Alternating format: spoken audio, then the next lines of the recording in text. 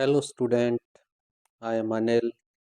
Today I am here to discuss three topics with you regarding DAS Grade 2 90/09 और आप लोगों की help करना चाहता हूँ क्योंकि ऐसे मौके बार बार नहीं आते लाइफ में। तो पहला क्वेश्चन जो है कि how can we start our preparation, भाई हम अपनी प्रिपरेशन कैसे स्टार्ट कर सकते हैं और हमें एक्चुअल में पढ़ना क्या चाहिए इसके रिगार्डिंग। देखिए, इस एज में आकर हम सब वर्किंग में हैं, काफ़ी बिजी शेड्यूल होता है। अब जैसा मेरा ही लगा लो, मेरे पास सुबह 9 से लेके 12:30 बजे तक का ही टाइम फ्री होता है। इसके बाद मेरे पास रात को 8:30 बजे के बाद फ्री होता हूँ। उसमें फिर खाना खाना, थोड़ी बहुत देर बच्चों से, घर वालों से बातें करना, ये होते होते थोड़ी बहुत देर खाना खाते खाते टीवी की तरफ देखना, एलईडी की तरफ देखना, बच्चों की जो प्रॉब्लम्स है उनको दूर करना, उनके बारे में डिस्कस करना, यही चलता है लाइफ में। और मुझे उम्मीद है आप सब भी इसी तरीके से बिजी होंगे। तो इस बिजी शेड्यूल में हम आखिर प्रिपरेशन करें तो करें कैसे? क्योंकि सबसे बड़ा क्वेश्चन यही आता है हमारे पास यहाँ पर कि भाई DSSB क्वालिफाई तो करना ही करना पड़ेगा। मीन्स जनरल कैंडिडेट को 40% मार्क्स एग्जाम में अचीव करने ही करने पड़ेंगे और जो रिजर्व कैटेगरी से हैं उनको 35 मार्क्स अचीव करने ही करने पड़ेंगे, चाहे वो ओबीसी से बिलोंग करता है, चाहे वो एससी से बिलोंग करता है, चाहे वो फिजिकल हैंडीकैप है। तो डीएसएसबी का सबसे बड़ा पॉइंट यही है कि आप लोगों को सिलेक्शन लेने के लिए नहीं, आप लोगों को क्वालिफाई होने के लिए एग्जाम देना। सबसे सबसे पहले अपने आप को क्वालिफाई करो एग्जाम, क्योंकि बहुत सारे एग्जाम्स की लिस्ट आपने पहले डीएसएसबी की देखी है उठाकर, किसी की 82 पे गई है, किसी की 81.5 पे गई है। अब जनरल कैंडिडेट, क्योंकि मैं जनरल कैटेगरी से बिलोंग करता हूँ, तो मैं जनरल कैटेगरी के बारे में ही बताऊंगा आप लोगों को कि जनरल कैटेगरी में ऐसा ही होता है, कभी 82 पर, कभी 81.5 पर, और कभी कभी तो बहुत ऊपर चली जाती है। जैसे 90/09 की ही लगा लो, जब इसका एग्जाम हुआ था इसकी लिस्ट 127 पर गई थी आई थिंक। और ये मैं आप लोगों को ये क्यों बता रहा हूँ कि ये सबसे बड़ा मौका है आप लोगों के पास, क्योंकि आप लोग एक बात शायद बहुत जानते होंगे और बहुत सारे नहीं भी जानते होंगे कि ये भले ही 61,000 प्लस कैंडिडेट हैं, लेकिन जब पहले 2014-15 में जो एग्जाम हुआ था प्री, उस एग्जाम में केवल 10,000 के आसपास ही कैंडिडेट इस एग्जाम को देने आए थे। तो अब आप क्या उम्मीद लगाते हो, कितने कैंडिडेट एग्जाम देने आएंगे इतनी पुरानी भर्ती का? देखो, मैं मानता हूँ बहुत सारे कैंडिडेट ऐसे हैं जिन्होंने रोल नंबर उस टाइम पे निकलवाया था बट एग्ज़ाम देने नहीं आ पाए। रीज़न कुछ भी हो सकता है, या उनका इंटरेस्ट हो सकता है, या उनकी प्रिपरेशन हो सकता है, उनको लाइफ की नॉलेज भी हो चुकी होगी अच्छे से। तो अब उनको इस जो ये चांस मिला है, इस चांस की वैल्यू का भी पता होगा। तो ये मत मानना कि कंपटीशन आसान है, कंपटीशन आसान नहीं है। अब आपके पास सारे के सारे एक्सपीरियंस बंदे हैं जो इस फॉर्म को भर रहे हैं।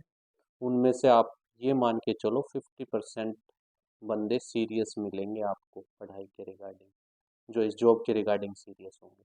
हाँ, ये अलग बात है उनको टाइम कम मिलता होगा, बट अगर किसी को अपने सपने पूरे करने हैं तो उसको टाइम निकालना पड़ेगा।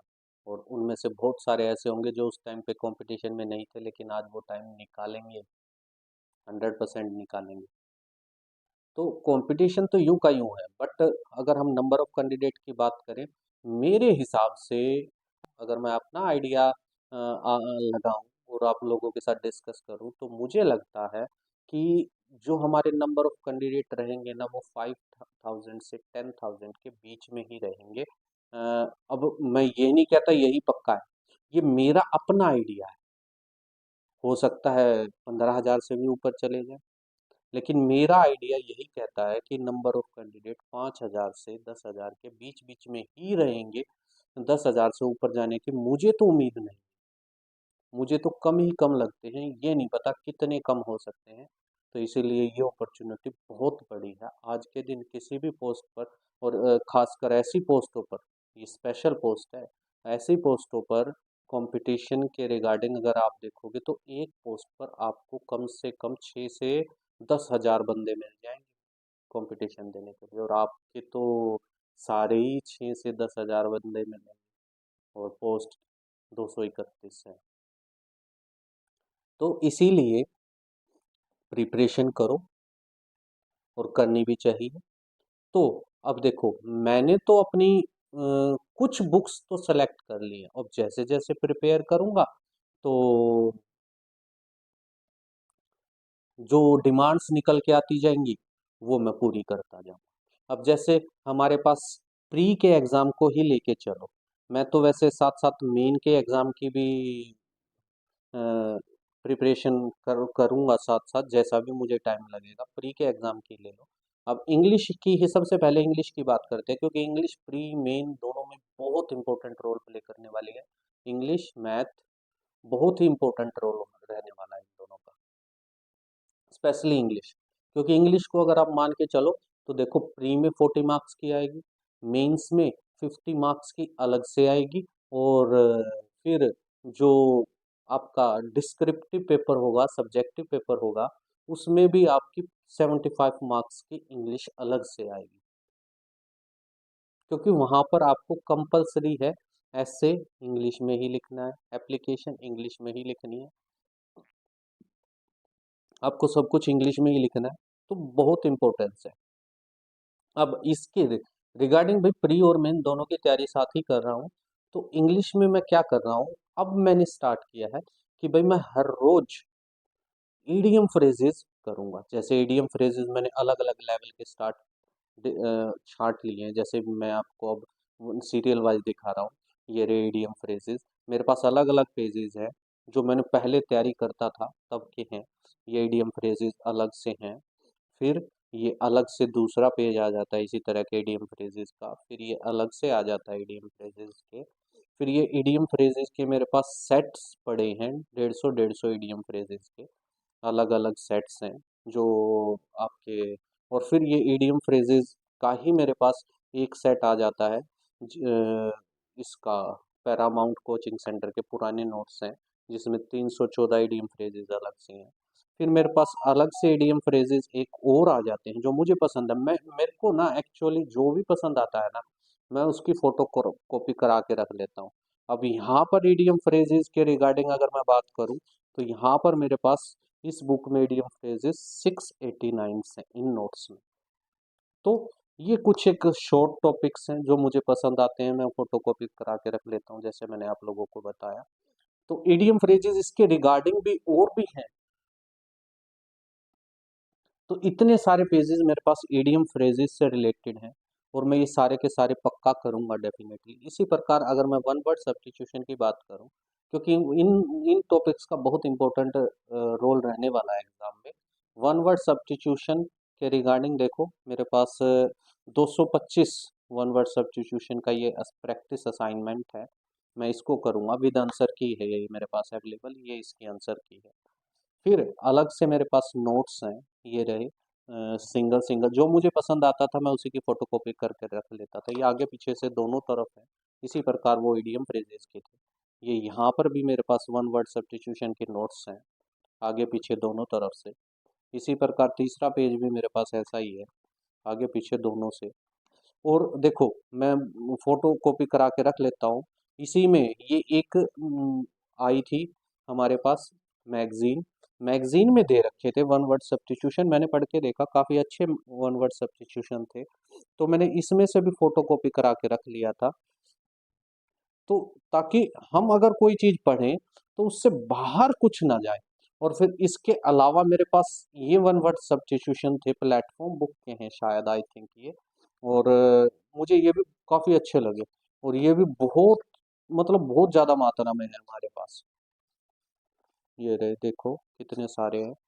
इसके अलावा भी मेरे पास बहुत सारी बुक्स हैं जिसमें इडियम फ्रेजेस और वन वर्ड सब्स्टिट्यूशन है। इसके अंदर भी, हाँ, आप लोग जानते हो। और इसके अंदर भी काफ़ी अच्छी वोकैब और कुछ एक ग्रामेटिकल रूल है। और हिंदी टू इंग्लिश ट्रांसलेट करने के काफ़ी अच्छे टॉपिक्स हैं। ये ग्रेजुएशन की गाइड है।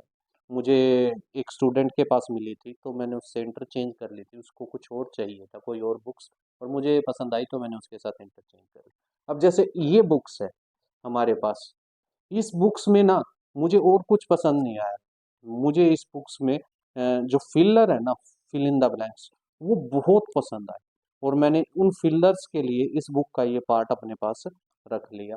इसी प्रकार अब मैं ग्रामर की बात करूँ तो ग्रामर के लिए मेरे पास पैरामाउंट की ये है वर्ब, प्रेपोजिशन, कंडीशनल सेंटेंस, और ये पूरी की पूरी उसी टाइम की रखी हुई है ये रूल्स। और ये मेरे अपने रूल्स हैं जो मैंने अपनी रजिस्टर्स में बनाए हुए थे। मैं इन सब को भी स्टडी करने वाला हूँ। और देखो ये प्रेपोजिशंस, सिलेक्टेड प्रेपोजिशंस हैं। भाई प्रेपोजिशंस कौन से वर्ड के साथ क्या यूज होता है, ये 2-3 पेज हैं सिलेक्टेड। और इसी प्रकार मुझे ये देखो एक बुक्स थी जिसके ग्रामर के रूल्स थे। तो मैंने ये, हमारे पास करीबन 50 से 100 रूल्स हैं, मैं इनकी भी स्टडी करूँगा। और इसी प्रकार किसी बच्चे के पास ये ग्रामर के रूल्स थे, तो मैं ये भी स्टडी करूँगा। ये कुछ एक सिलेक्टेड रूल्स हैं और मेरे खुद के बनाए हुए नोट्स हैं, ये तो अलग से हैं। इसी प्रकार देखो इस बुक की, जो ये बुक है हमारे पास, इस बुक का ना मुझे नरेशन और वॉइस बहुत पसंद है। इसके अलावा भी वॉइस तो इसमें बहुत ही मतलब शॉर्टली दे रखे हैं। तो कोई भी बुक अकेली कंप्लीट नहीं होती। किसी बुक में कोई पार्ट अच्छा होता है, किसी बुक में कोई पार्ट अच्छा होता है। तो मुझे जो भी अच्छा लगा जब मैं तैयारी करता था, मैंने हर चीज़ रख ली थी। और मुझे नहीं पता था वो सब मेरे आज काम आ जाएगी। तो सच में मैं बहुत खुश हूँ और आज मुझे लग रहा है मैंने जो मेहनत की थी वो मेरे काम आई। इसी प्रकार देखो वोकैब की ये और भी बहुत सारी बुक्स हैं। और ये टाइम्स की भी हैं बहुत सारी बुक्स, आप लोग देख सकते हो ये वोकैब की। और ये इसमें जो ये बुक्स दिख रही है ना आपको नीचे, इसमें ना प्रैक्टिस सेट दे रखे हैं वन वर्ड सब्स्टिट्यूशन के, इडियम फ्रेजेस के, और वोकैब के। इसमें 4-5 प्रैक्टिस सेट इतने अच्छे हैं जो मुझे बहुत पसंद आए। और केवल उन प्रैक्टिस सेट्स के रिगार्डिंग ही मैंने इस बुक को अपनी प्रिपरेशन में शामिल किया है, ताकि मैं जब पढूं और उन प्रैक्टिस सेट्स में, मैं ये सारी बुक्स नहीं पढ़ रहा। इन बुक्स में ना कुछ एक टॉपिक्स है, कहीं से कोई चीज़ अच्छी है, कहीं पर कोई चीज़ अच्छी है। मुझे बस वो जो चीज़ें अच्छी है ना वही करनी है। तो ये इंग्लिश की थी। अगर मैं इंग्लिश की सब्जेक्टिव की बात करूं तो देखो ये सब्जेक्टिव की मैंने अलग से सिलेक्ट करके रखी हुई है। इसको मैंने अपना स्टडी रूम ही बना लिया। वैसे ये गेस्ट रूम था हमारा, लेकिन इसको मैंने अपना स्टडी रूम बना लिया स्पेशल। ट्यूशन रूम मेरा अलग से है, एकेडमी का रूम, जो जहाँ पर मैं आप लोगों को शायद ले भी जाऊँ, ताकि मैं आप लोगों को दिखाऊं कि भाई मेरे पास बुक्स का स्टॉक बहुत बड़ी मात्रा में रखा हुआ है। और जैसे ही मेरी नीड बढ़ती जाएगी, तैयारी करूंगा तो नीड बढ़ेगी, पता चलेगा भाई क्या क्या तैयार करना है, तो मैं उन बुक्स से उन चीज़ों को लेता रहूंगा। बस एक मुझे मेरे पास जो नहीं है वो करंट अफेयर हम धीरे धीरे से अपनी साथ साथ प्रिपेयर करते रहेंगे। ओके। अब बात आती है इंग्लिश के बाद। मैंने इंग्लिश की सब्जेक्टिव की बता दी, आपके पास वो बुक्स रखी हुई है ना, वो देखो वो ऊपर जो प्रिंट रखे हुए हैं वो लेटर्स के, और जो मतलब बहुत अच्छे अच्छे टॉपिक्स हैं एस्से के, उनके प्रिंट रखे हुए हैं। उसके नीचे भी एक बुक असिस्टेंट कमांडेंट की है जिसमें सब्जेक्टिव पेपर होता है, और एक बुक और है जिस जो सब्जेक्टिव के रिगार्डिंग ही है। ठीक है, ये इंग्लिश की थी। और हिंदी का तो हमारा प्री प्री में आएगा। तो मैं लूसेंट की मेरे पास ये हिंदी की रखी है, ये इनफ है। क्योंकि अगर हम हिंदी की बात करें तो हिंदी में आप लोगों को ध्यान देना है, किस बात पर ध्यान देना है आपको ना, जो सेंटेंस कंप्लीशन पर है। एक तो जैसे भाई ये सेंटेंस कौन सा है, मिश्र वाक्य है, सरल वाक्य है, इन चीजों पर ध्यान देना है। और उपसर्ग है, प्रत्यय है, इन चीजों पर ध्यान देना है। देखो कहने को समास है, कहने को मुहावरे हैं, और कहने को लोकोक्तियां, मुहावरे, पर्यायवाची, ये सारी चीजें हैं। लेकिन जो डीएसएस भी है वो वहां पर ना एक तो तुम्हारे ये जो पूर्ण विराम इन चीजों पर, और एक ध्वनि से रिलेटेड, और एक फिलर दे देगा तुम्हें, और एक तुम्हारा वाक्य पहचान करने को बता देगा, और एक प्रत्यय होते हैं उपसर्ग प्रत्यय, उनसे रिलेटेड क्वेश्चन पूछ लेगा आपसे। और क्रिया विशेषण सर्वनाम, सर्वनाम के भेद भाई, जो क्रिया होती है सकर्मक क्रिया कौन सी है, कर्मक क्रिया कौन सी है। वैसे तो अलंकार समास ये काफी इंपॉर्टेंट टॉपिक है, बट इनको ये और एग्जाम में पूछे जाते हैं, वैसे हम करेंगे। संधि विच्छेद हुए, अलंकार हुए, समास हुए, सारी चीजें करेंगे हम अच्छे से डिस्कस। अब आते हैं मैथ और रीजनिंग। देखो, मैथ रीजनिंग वैसे तो मेरा क्लियर ऑब्जेक्टिव है कि भाई मेरे पास ये पुराने सेट पड़े हुए हैं। देखो ये टायर वन का जो पहले नहीं आता था 50-50 मार्क्स का, ये मेरे पास पूरा सेट पड़ा हुआ है। इसके अंदर हमारे 11 सोल्ड पेपर हैं और शायद 10 प्रैक्टिस सेट हैं। तो एक तो मैं ये करने वाला हूँ। फिर इसके बाद मेरे पास यहाँ पर इसमें मैथ रीजनिंग दोनों हो जाएगी और साथ में इंग्लिश की भी प्रैक्टिस होगी। और फिर मेरे पास ये टायर वन का 50-50 चारों सब्जेक्ट्स का पड़ा है। इसमें भी मेरे पास कितने प्रैक्टिस सेट है, इसमें भी मेरे पास कम से कम, मैं आप लोगों को दिखा देता हूँ, ये रहे 22 प्रैक्टिस सेट दिए हुए हैं। तो मैं ये भी प्रैक्टिस सेट 22 के 22 करने वाला हूँ। और ये मेरे पास पैरामाउंट का एसएससी का मॉक टेस्ट रखा हुआ है, इसमें भी प्रैक्टिस सेट्स हैं हमारे पास। सारे के सारे मॉक टेस्ट रखे हुए हैं 41 से 60 तक, यानी 20 प्रैक्टिस सेट इसमें है, मैं ये भी करने वाला हूँ। और हमारे पास देखो, इस ये मेरे पास एक और है सुपर फास्ट किरण का, इसमें भी हमारे पास 24 सेट्स हैं। मैं ये भी 24 के 24 सेट्स करने वाला हूँ। जितना मुझसे होगा उतना करूंगा मैं, मेरा पहला टारगेट है ये सेट्स करना, प्रैक्टिस सेट करना। प्रैक्टिस सेट्स में हमारी मैथ भी हो जाएगी, रीजनिंग भी हो जाएगी, इंग्लिश भी हो जाएगी। हाँ, एक जीके है, जीके का पार्ट इसमें कुछ कवर होगा, जो अच्छे क्वेश्चन लगेंगे वो हम साथ साथ उन 50 क्वेश्चन में से मुश्किल से 20 से क्वेश्चन जो हमारे काम के मिलेंगे, बाकी 30 तो वेस्टेज मिलेंगे, क्योंकि काफी पुरानी जीके हो चुकी है वो। तो जीके पे मैं इतना ज्यादा ध्यान नहीं दूंगा, बस एक मोटा सा टाइम लगाऊंगा और उसको डिस्कस कर लेंगे। उसके बाद ये देखो मेरे पास स्पेशल पड़ा है डीएसएसबी दास ग्रेड 2 का, ये प्रैक्टिस सेट है, प्रैक्टिस वर्कबुक जैसा कि आप लोगों ने लिखा हुआ है। ये बहुत इंपॉर्टेंट रहने वाली है उसके लिए, और मैं इसको भी करने वाला हूँ। तो इस प्रैक्टिस सेट के साथ भाई मेरी मैथ रीजनिंग कंप्लीट हो जाती है। बट मैथ रीजनिंग यहाँ से करने के अलावा जब हम मेन में आएंगे, ये बुक आप लोगों को दिख रही होगी, ये लूसेंट की हायर मैथमेटिक्स है। जब हम मेन एग्जाम की प्रिपरेशन करेंगे तब हम इस बुक को करेंगे। अभी प्री एग्जाम में इसको नहीं करने वाले, प्री में तो मैं तो खाली प्रैक्टिस सेट्स पर ही ध्यान दूंगा। कोई जरूरत पड़ेगी तो ये जो मैथ की आर एस अग्रवाल की है, लूसेंट की है, ये टाइम की पड़ी है मेरे पास मैथ की। और ये जो जो टायर 2 होता है, 200-200 मार्क्स का मैथ का स्पेशल, ये पड़ा है। रुकमनी का एडवांस मैथ पड़ा है मेरे पास। तो इन सब की भी प्रिपरेशन हम कर सकते हैं। बट अभी तो मेरा जो प्री के रिगार्डिंग टारगेट है वो यही है कि भाई मैं ये प्रैक्टिस सेट्स पर ज़्यादा ध्यान दूंगा, ना कि टॉपिक्स को करूंगा। टॉपिक्स को अभी करने का टाइम नहीं है। आपको पहली बात है, पहले आप अपने आप को इतने तैयारी में लेके आओ, क्योंकि जो एग्जाम डेट है ना वहां पर मैं आप लोगों को बताऊंगा हमें प्रैक्टिस सेट ही क्यों करने चाहिए। अभी हम मेन की तरफ क्यों नहीं जा रहे, अंडरस्टैंड। तो यहाँ पर हमारे पास 40 नंबर की हिंदी डिस्कस कर ली, 40 नंबर की इंग्लिश डिस्कस कर ली, 40 नंबर की मैथ रीजनिंग डिस्कस कर ली, जैसे मैं करने वाला हूँ। और अब बारी आती है जीके की। देखो, जीके के रिगार्डिंग मेरे पास नोट्स पड़े हैं मेरे खुद के। जीके में मैं मेन कंसंट्रेशन, देखो वो बुक्स है ना उसमें जो सबसे नीचे वाली है ये वाली, एक तो इस बुक्स में बहुत अच्छी जीके दे रखी है, एक तो मैं उस पर ध्यान दूंगा। एक मैं लूसेंट पे ध्यान दूंगा। और एक इसमें मेरे नोट्स हैं ये, जो मैंने बनाए हुए हैं, ये बहुत अच्छे नोट्स हैं, जो जो मैंने प्रिपेयर कर रखे हैं जब मैं पढ़ाई करता था। और ये बेसिक्स नोट्स हैं कि भाई हमें एक्चुअल में प्रिपरेशन कैसे करनी चाहिए। ये बहुत काम आते हैं। तो ये हो गई। और ये मेरा सिलेक्टेड, ये मेरे लिए सबसे बेस्ट है। इससे सब इससे ही यही मेन है। ये देखो कितने पेज है, बहुत कम दिखाई दे रहे हैं ना। तो पर मैं गारंटी देता हूँ, इस इन पेजों से हमारे डीएसएसबी के अंदर 40 नंबर की जीके आएगी। 40 में से ना 15 से 25 क्वेश्चन केवल इन पेजों में से दिखने वाले हैं। 100% गारंटी है इस बात की।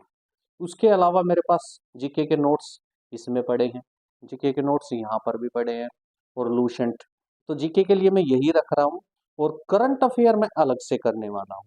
और लूसेंट में हम क्या पढ़ने वाले हैं? लूसेंट में देखो, हम ना सबसे पहले पार्ट तो मैं सभी जो भी टॉपिक्स लूसेंट का दे रखा है, एक तो देखो ये लास्ट वाला टॉपिक है ना, जो मैं आप लोगों को बता देता हूँ, जो आप लोगों को करना चाहिए। आप लोगों को ना, जैसे हम स्टार्टिंग में चलते हैं इसके, यहाँ पर डिस्कस, ये विविध दिख रहा है ना, एक तो ये विविध तैयार करना, ठीक है। और विज्ञान और प्रौद्योगिकी, जीव विज्ञान, रसायन विज्ञान, भौतिक विज्ञान, इनमें ना हमें पहले जो लास्ट का सार संग्रह होता है ना, हमें वो तैयार करना है, ना कि पूरा। भारतीय संविधान आपको इसमें से पढ़ने की जरूरत नहीं है। भारतीय संविधान तो मैं आप लोगों को वैसे ही इतना अच्छा करवा दूंगा। केवल हमें भारतीय संविधान में 15 से 20 पेज होंगे जो हमें करने हैं, सारी बुक्स नहीं करनी। 15 से 20 पेज के नोट्स हैं मेरे पास, केवल वही करने हैं, हमें ज्यादा नहीं करना। इसी प्रकार इतिहास, इतिहास में हम क्या करेंगे? इतिहास में हमें सब कुछ पढ़ने की जरूरत नहीं है। हम केवल सेलेक्टेड चीज पढ़ेंगे। हमें जो इम्पोर्टेंट है पहले वो याद करने के बाद हम आगे बढ़ेंगे। जैसे कि ये विद्रोह है, जो ये विद्रोह दिखाई दे रहे हैं ना, डीएसएसबी इनको देना बहुत पसंद करता है। तो यहाँ से क्वेश्चन जरूर बनेगा। और जैसे ये देख रखा है, भारत का स्वतंत्रता संघर्ष, ये स्वतंत्रता संघर्ष दे रखा है ना, इससे आगे के ये जितने पेज है ना, ये सारे के सारे मोस्ट इंपोर्टेंट है। यहीं से क्वेश्चन आते हैं। पीछे से तो आपको ना बस ऑर्डर याद करना है, हर एक बात नहीं याद करनी। जैन धर्म, बौद्ध धर्म याद करना है, ये देखो ये दे रखे। फिर आगे इसी प्रकार, तो जीके का हम ये वाला पार्ट करने वाले हैं। अब आप लोगों को अगर मेरी प्रिपरेशन जो मैं आप लोगों को बता रहा हूँ ऐसे करने में अच्छा लग रहा है, इसके रिगार्डिंग हम करंट अफेयर की कोई भी 2 से 3 मैगजीन सेट करेंगे, और उनका ईयरली पार्ट करेंगे हम। क्योंकि करंट अफेयर थोड़ा सा डीपली देता है, अब के पेपरों में डीपली देता है। पहले जो पेपर आते थे उनमें अगर उनको हम देखें, तो वहां पर वो जो पॉइंट टू पॉइंट बात होती है ना, उसी को पूछता है। लेकिन अब के पेपर्स में अगर हम पीछे के पेपर्स देखें 10 ग्रेड 2 के, चाहे 2017 का देखें, चाहे 2021 का देखें, ये जो एग्जाम हुए हैं ना, इनमें उन्होंने जीके को ना काफी डीपली पूछा हुआ है। तो ये थोड़ा सा हमें डीपली करनी पड़ेगी, जो करंट अफेयर है वो थोड़ा सा डीपली करना पड़ेगा, केवल पॉइंट टू पॉइंट नहीं करना। और कुछ एक करंट अफेयर के, जैसे भाई हमारे मिनिस्टर्स कौन से हो गए, सुप्रीम कोर्ट हो गया, भारत रत्न हो गया, नोबल प्राइजेज हो गए, ये पद्म भूषण, विभूषण, इनके रिगार्डिंग क्वेश्चंस हो गए। मिस इंडिया हो गई, हमारे 4 ये ग्रैंड टेनिस टूर्नामेंट होते हैं ये हो गए। हमारे मुख्य न्यायाधीश, आरबीआई हो गया, नाबार्ड हो गया, ये ऐसी ऐसी संस्थाएं हैं इम्पोर्टेंट, इनके रिगार्डिंग भी हमें क्वेश्चंस करने पड़ेंगे। तो ये था प्रिपरेशन के रिगार्डिंग, टॉपिक्स के रिगार्डिंग। अगर आप लोगों को पसंद आया हो ना, तो ज़रूर चैनल को सब्सक्राइब करना। मैंने आप लोगों को पूरी कोशिश की है कि मैं आप लोगों को इस एग्ज़ाम के रिगार्डिंग हर एक पहलू आप लोगों को बता पाऊँ, ताकि आप लोग इससे अवेयर हो जाएं और अपनी प्रिपरेशन स्टार्ट कर दें। और कोई मेरे साथ प्रिपरेशन करना चाहता है, मुझसे जुड़ना चाहता है, तो कमेंट करे। अगर उसे हर रोज डेली प्रिपरेशन करनी है, मेरे पास अगर कोई रोहतक के आसपास से बिलोंग करता है, तो वो मेरे साथ डेली प्रिपरेशन कर सकता है। और किसी को ऑनलाइन जुड़ना है, तो वो ऑनलाइन जुड़ सकता है। कमेंट करें और चैनल को सब्सक्राइब करें। मैं काफ देखो, मैं हर चीज़ तो ऑनलाइन नहीं डाल सकता, लेकिन मैं ये कंफर्म करता हूँ आप लोगों को, जो मोस्ट इंपॉर्टेंट चीज़ें होती है ना, जो आप लोगों को करनी ही करनी है, जैसे मौलिक अधिकार है, आपको करने ही करने पड़ेंगे। उसको आप छोड़ ही नहीं सकते। नीति निर्देशक सिद्धांत है, नीति निर्देशक सिद्धांत में आपको सारे अनुच्छेद नहीं करने होते। नीति निर्देशक सिद्धांत के अंदर आपको 10 से 15 अनुच्छेद हैं जो मोस्ट इंपोर्टेंट हैं, केवल वही करने हैं। इसी प्रकार आपकी अनुसूचियां हैं, इसी प्रकार आपकी रिट्स हैं, परमादेश ये वगैरह वगैरह जो भी हैं, आपकी संचित निधि है, और कुछ एक जो आपके अधिनियम है, शिक्षा अधिनियम हो गया, या फिर आपके मौलिक कर्तव्य है, जो 11वां मौलिक कर्तव्य उसके रिगार्डिंग भी क्वेश्चन आ जाते हैं। भाई कब लागू हुआ, आपके संविधान में कौन कौन सी चीजें शामिल हुई है, उसके रिगार्डिंग क्वेश्चन आ जाते हैं।